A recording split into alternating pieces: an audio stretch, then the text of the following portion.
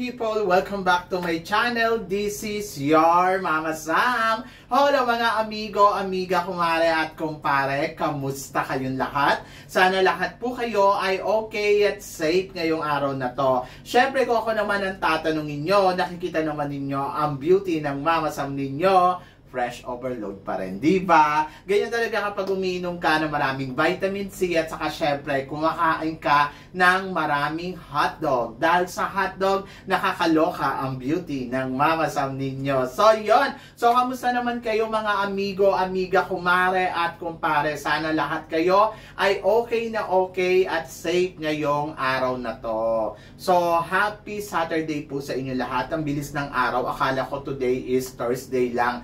Ngayon ay Saturday na pala, nakakaloka, bukas Sunday na. And then, of course, marami tayong aabangan. And then, konting-konting panahon na lang, Miss Universe Philippines Coronation Night na, di ba? 24 days to go, o di ba? So, yun, so nakakaloka, kaya excited na tayo dahil syempre, gusto na natin malaman kung sino nga ba ang bagong tatanghaling Miss Universe Philippines 2023. Are you excited? Kasi ako, yes, sobrang excited na ako. Bukod dyan, syempre may Binibining Pilipinas din na talaga naman ngayon ang mga kandidata nila ay nag-i-start na rin ang kanilang mga activity. And then, of course, ang Miss Earth Philippines na kung saan naman kanilang yata nag-swimsuit competition sila. So, wala tayong update. So, yun. So, pero syempre, exciting din to. Miss Earth Philippines, Miss Binibining Pilipinas, and Miss Universe Philippines. Ayan yung mga ongoing pageant. And then very soon mag-start na rin ang Miss World Philippines. Oh my gosh.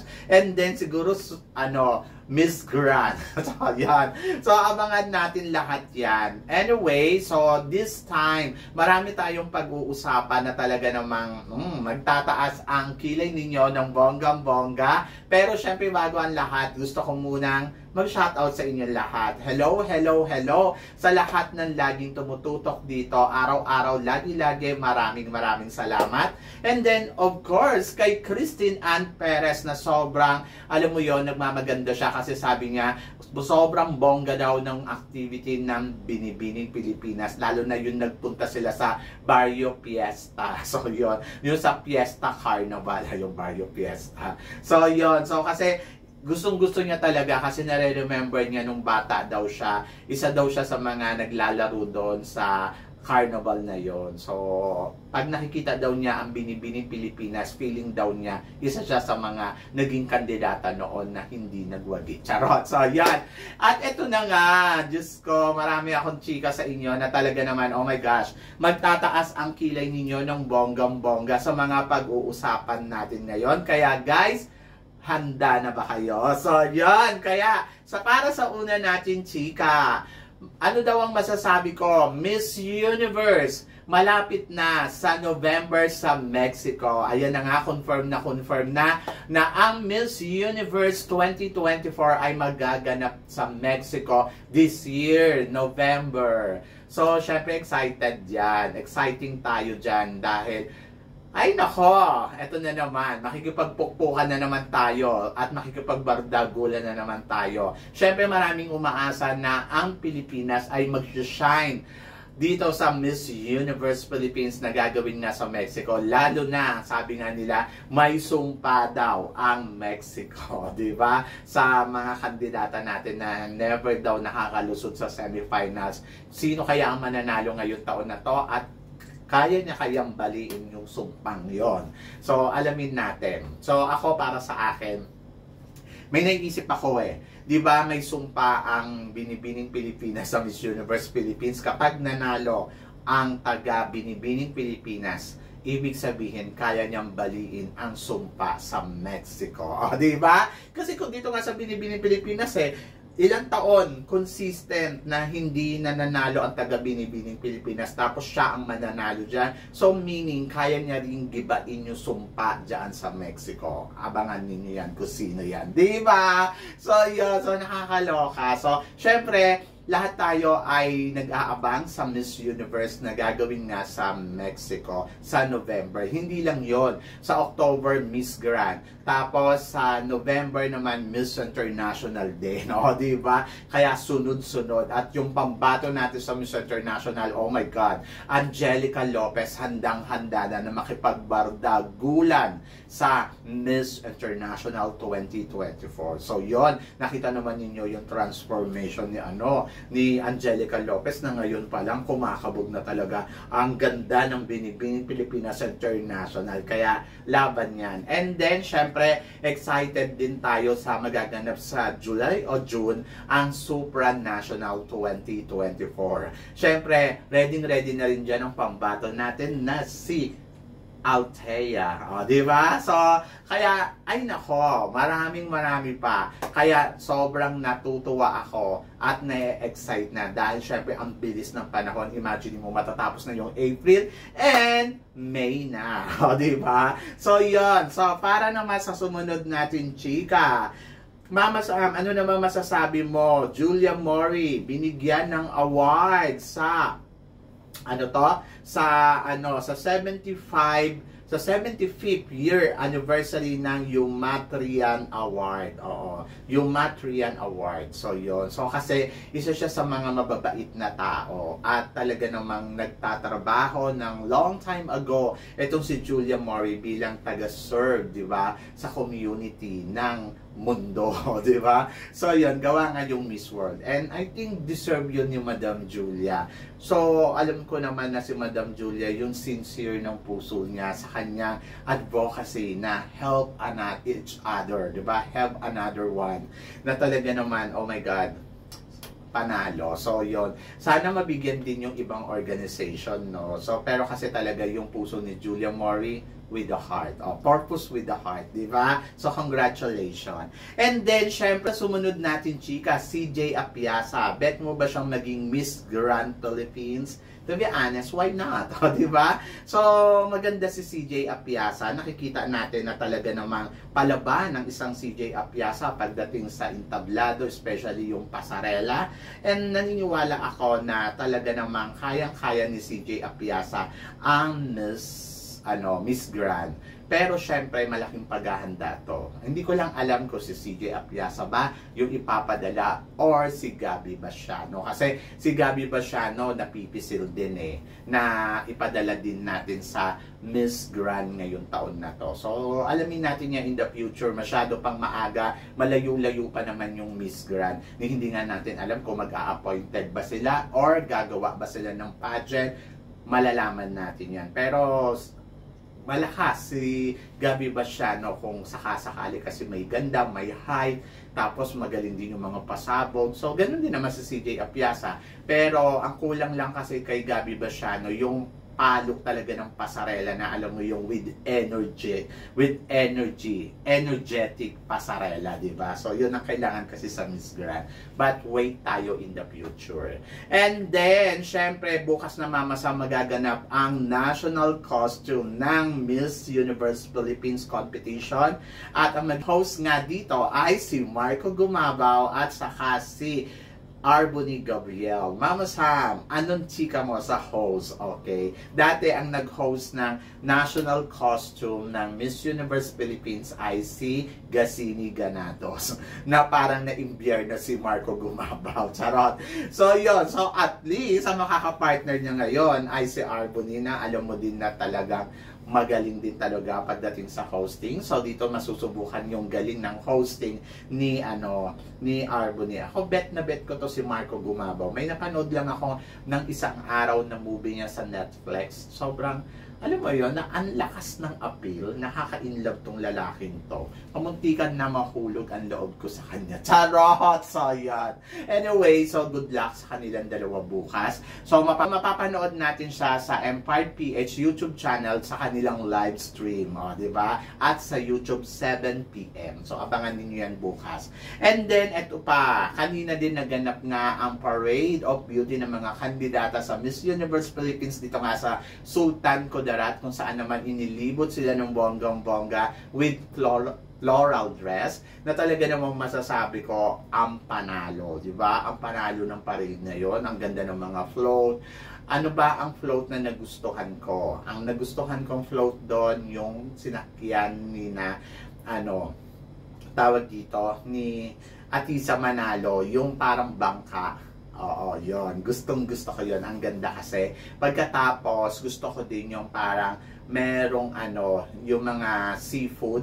Oo, yung may alimangong malaki. Actually, dalawa yun eh. Pero yung isa kasi may mga seahorse, ganon. Gusto ko yon. Tapos gusto ko din yung may paisda, yung parang whale, ganon. So yun, ang bongga kasi. Pero in fairness, lahat ng float doon, bongga. At talagang pinaghandaan ng bonggang-bongga. Sabing ganun, bakit daw yung iba walang payong?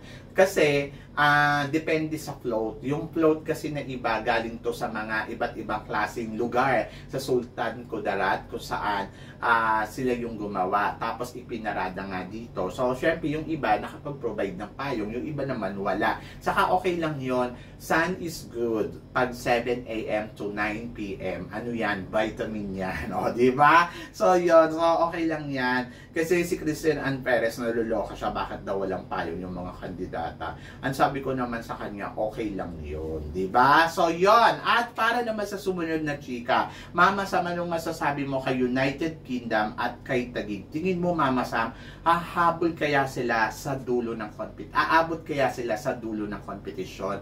To be honest, dito nga 'di ba sa Sultan Kudarat, ayan, tahimik na naman si Taguig, 'di ba? Hindi naman natin siya nararamdaman. Tapos wala naman siya masyado mga kuha. Pero ang masasabi ko lang, si Taguig ay depende na yan sa kanya talaga sa laban niya. Kasi may chance naman talaga.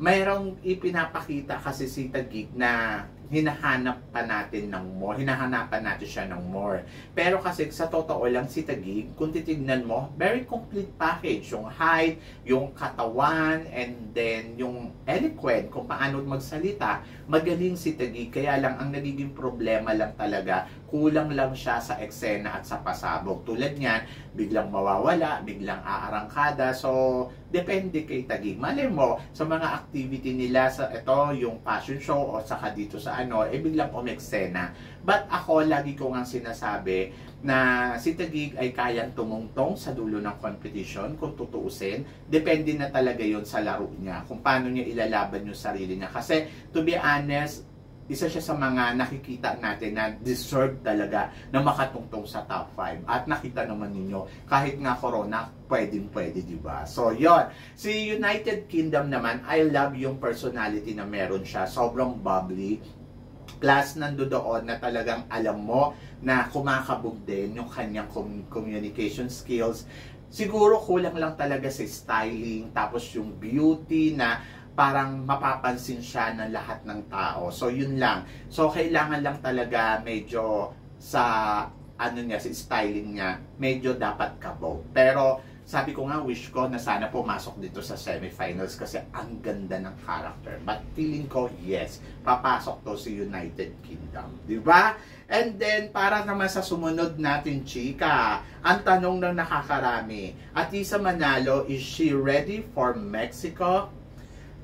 Wow. So, gusto ko yon. So, ako para sa akin, why not? Diba? Yes, she's ready. So, ako nakikita ko na hindi naman na to bago kay Atisa Manalo. Meron na siyang experience long time ago na inilaban natin siya sa international pageant at nakita natin yung resulta doon. Kulang na lang putungan siya ng corona, but siguro is not her destiny yung Miss International. And then ngayon nandirito siya sa Miss Universe Philippines, tinatry niya masungkit yung corona talaga.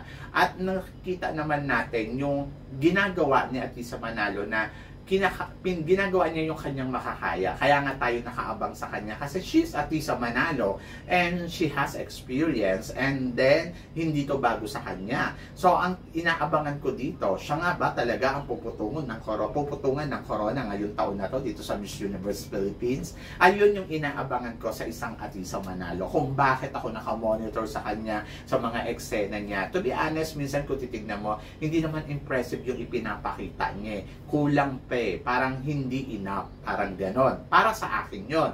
Pero kasi, hindi ko alam kung ano yung ba na-feel ng organization. But, according to my observation, she's consistent doon sa mga ipinapakita niya, and I think easy para sa kanya to get the crown kasi she is Atisa Manalo.